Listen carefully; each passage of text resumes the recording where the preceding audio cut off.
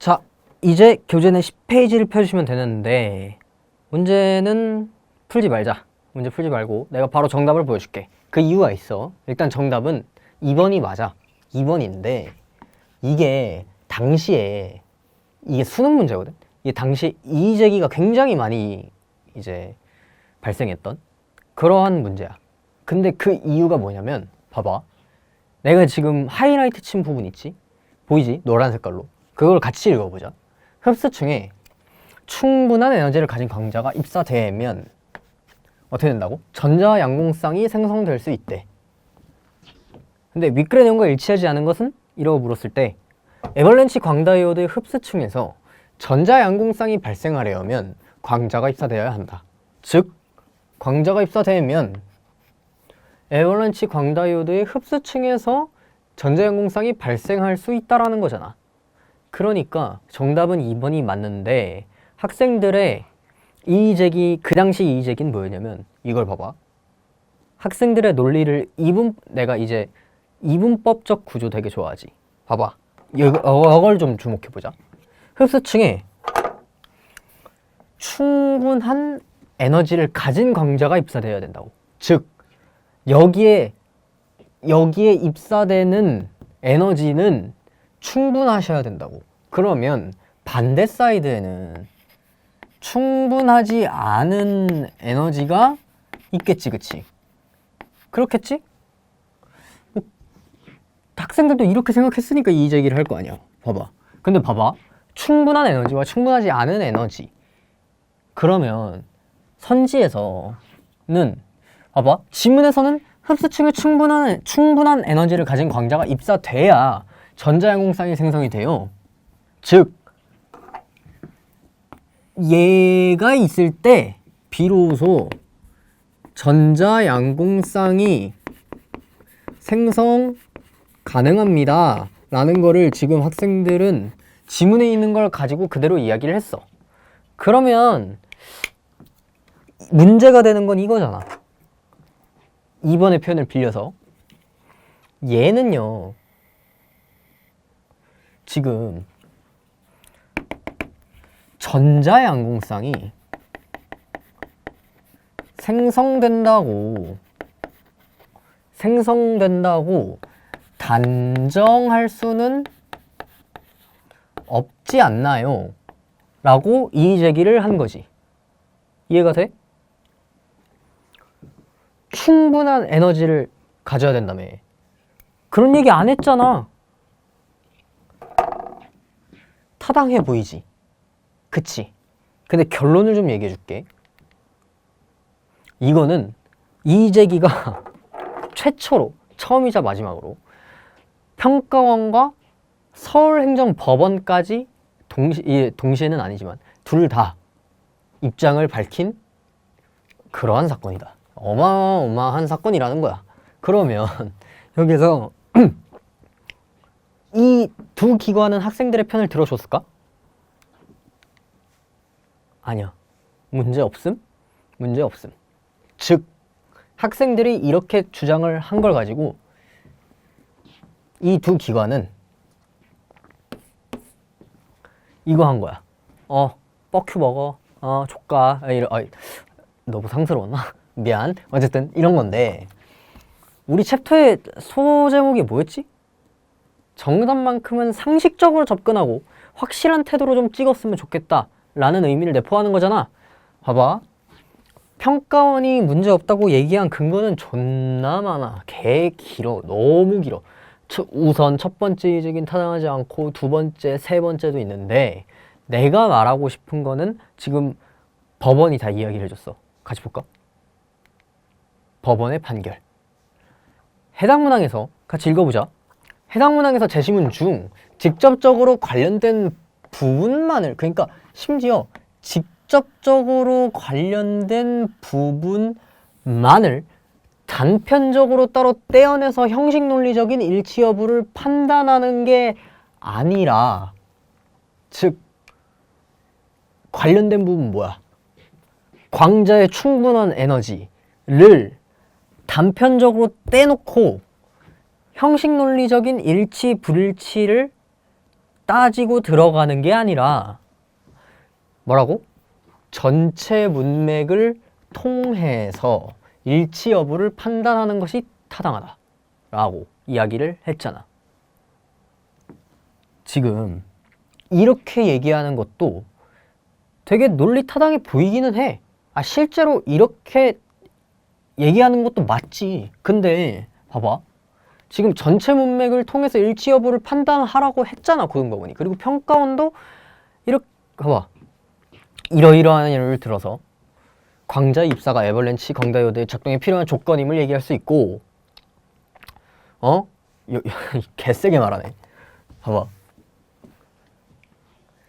지문에서 설명한 기본적인 작동 원리 외의 다른 상황까지 가정하여 정답을 이해 판단하는 것은 이 지문의 문헌과 맥락을 고려하여 읽지 않은 것입니다. 그러니까 이게 사실 뭐였냐면 충분하지 않은, 그러니까 부족한 에너지를 가지고 광자가, 그러니까 부족한 에너지가 광자가 입사가 되는 것 자체가 뭐라고?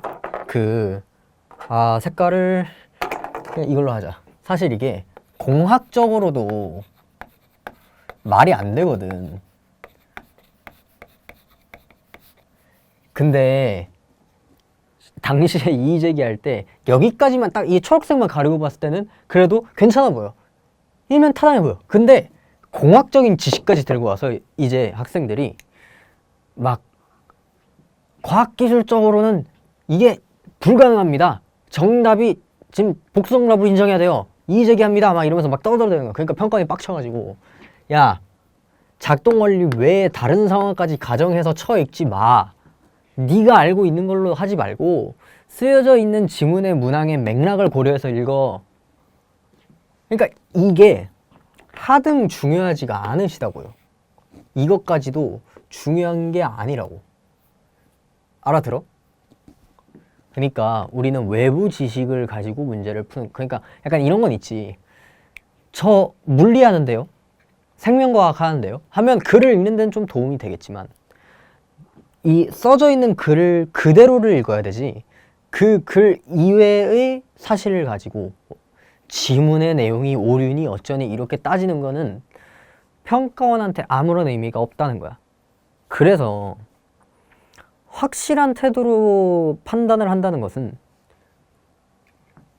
지문과 문항의 맥락을 고려해서 확실하게 판단하시고, 상식적으로 접근하라는 말은 뭐냐면 이런 거야. 그냥 이 두 개는 좀 적어볼래? 상식적에다가 동그라미 쳐봐. 그러니까 소제목에 상식적이라고 적혀있잖아. 내가 보여줄까 또? 봐봐. 여기에다 동그라미를 쳐봐. 그치? 여기 제목 위에다가 상식적에다 동그라미 치시고, 그리고 두 가지를 얘기할 거야. 적어봐. 생각이 너무 지저분하지 않은가? 물음표.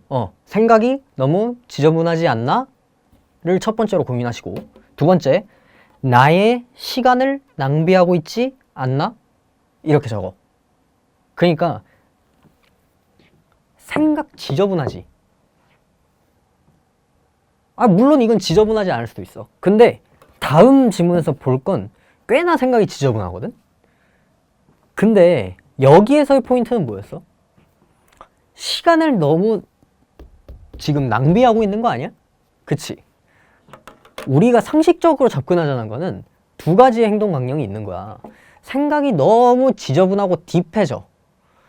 그러면 일단은 나는 상식적으로 접근하고 있는 게 아니야. 그리고 두 번째로 나의 시간이 동시에 낭비가 돼. 그렇기 때문에 그 둘은 내가 지금 두 문장을 적으라 그랬잖아. 두 문장이 따로 노는 게 아니라 이 두 문장이 같이 움직인다고. 네 생각이 너무 지저분해지는 순간 너의 시간이 계속 낭비가 돼. 만약에 시험장이라면 진짜 큰일이 나는 거잖아. 왜냐하면 1분 1초가 아까운 시간인데 여기서 선지 하나 붙잡고 계속 그런 걸로 쓸데없이 고민하면 안 된다고. 그리고 내가 해주고 싶은 얘기는 평가원과 법원의 답변에 근거해서 이 발문을, 야, 발문이 뭔지 알지? 이걸 발문이라고 해. 이거 발문이야.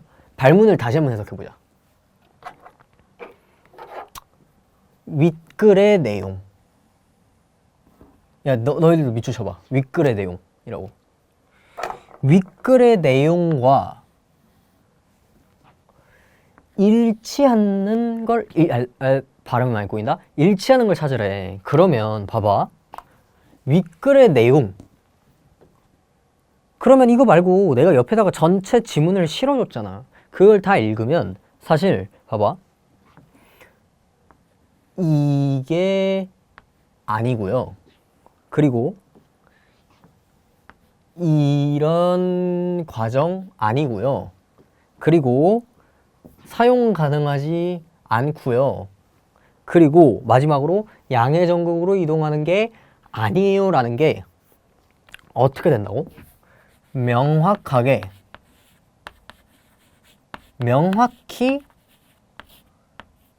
소거가 된다고. 몇 번 선지가? 1번, 3번, 4번, 5번이.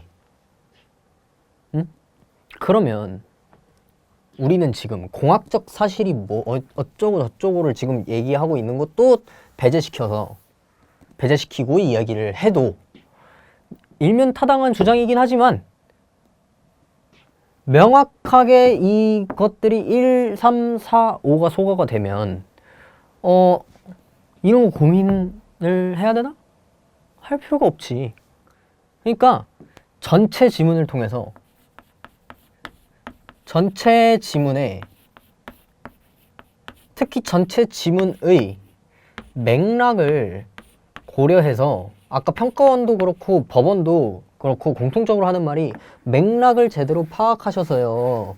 맥락을 제대로 파악하셔가지고 다른 선지들이 명확히 소거가 되기 때문에 이거는 학생들이 정답을 판정하는데 장애가 있다고 보기가 어렵습니다 라고 이야기를 했잖아.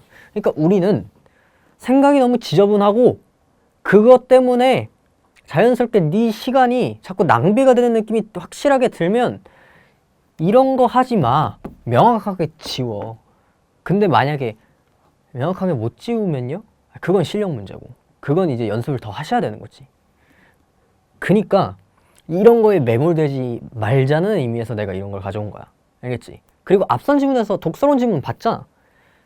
생각의 편향, 확증 편향, 3번 선지와 4번 선지에서 정답이 4번이었는데도 불구하고 많은 학생들이 특히 30%의 학생들이 지금 30%의 학생들이 지금 A가 이러할 것 같은데 이러한 이유로 A가 지금 언어 이해 능력도 해독이 부족할 것 같은데 막 이러면서 3번을 골랐잖아. 그러니까 그러지 마시라고. 이것도 똑같다고. 그래서 지금 이거는 문제를 푸는 게 아니고 전체 지문을 통해서 읽어가지고 네가 이 지문에서의 핵심은 1, 3, 4, 5가 전체 지문을 통해서 명확하게 소거가 되는 것이 핵심이야. 알겠지? 그러니까 지금 이렇게 평가원이 구차하게까지는 아니고 평가원이 이렇게 장황하게 이야기를 하고 서울행정법원이 명확하게 판결을 내려준 것은 우리에게 어떤 행동 강령으로 남아야 하는가? 결론이 딱 섰지. 명확하게 나머지 선지들을 소거하는 것. 그리고 윗글의 내용과 일치하는 것은 보기를 바탕으로 뭔가를 추론하는 것은 어쨌든 간에 맥락과 맥락을 고려해서 판단하는 거야, 정오를. 그렇기 때문에 너희들은 앞으로 이런 지저분한 생각이 들 것 같을 땐 빨리 빠져나가, 일단. 그리고 다음 선지부터 봐. 아니면 그게 안 풀리면 다른 문제부터 풀어. 그렇게 하는 거야. 알겠지? 그러니까 이 강의를 통해서 이러한 생각을 좀 갖고 앞으로 문제 풀 때 이렇게 조금 해야겠다라는 걸 좀 머릿속에 잘 간직하고 있으면 좋을 것 같아. 마지막 지문도 생각이 너무 지저분해지고 시간을 자꾸 잡아먹는 그러한 문항이 있기 때문에 그러한 문항을 마지막으로 살펴보고 챕터 2를 진짜 완벽하게 마무리하자. 그 다음부터는 특강이니까. 알겠지? 다음 강의에서 보자.